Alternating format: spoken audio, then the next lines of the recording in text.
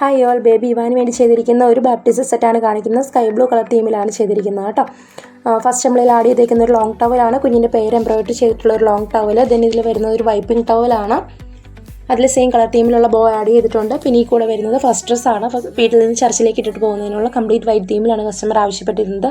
ഇതിൻ്റെ ബാക്ക് വരുന്നത് long സിബാണ്.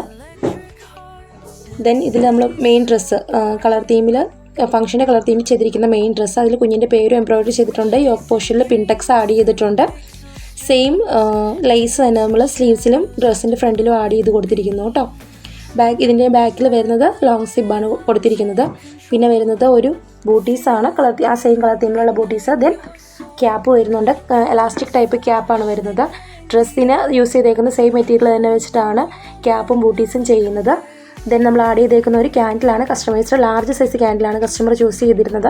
Then വരുന്നത് ടിയാര, സെയിം കളർ തീമിലേക്ക് തന്നെ ചെയ്തെടുത്തിരിക്കുന്ന ഒരു ടിയാരയുണ്ട്. ദെൻ ഇതിലേക്ക് ലാസ്റ്റ് വരുന്നത് ഒരു ബോക്സാണ്. അക്രൈലിക്കും പൈൻവുഡും കൂടെ മിക്സ്ഡ് ആയിട്ടുള്ള ഒരു ബോക്സാണ് കസ്റ്റമർ ചൂസ് ചെയ്തിരുന്നത്. കുഞ്ഞിൻ്റെ പേര് നമ്മൾ ഇതിലേക്ക് ആഡ് ചെയ്തിട്ടുണ്ട്. വൈറ്റ് ആൻഡ് സ്കൈ ബ്ലൂ തീമിലേക്കുള്ള ഫ്ലവേഴ്സ് വെച്ചിട്ട് നല്ല ഭംഗിയിൽ ഡെക്കറേറ്റ് ചെയ്തെടുത്തിരിക്കുന്നു കേട്ടോ. ഗ്രീൻ ലീഫും കൂടെ ആഡ് ചെയ്തുകൊണ്ട്.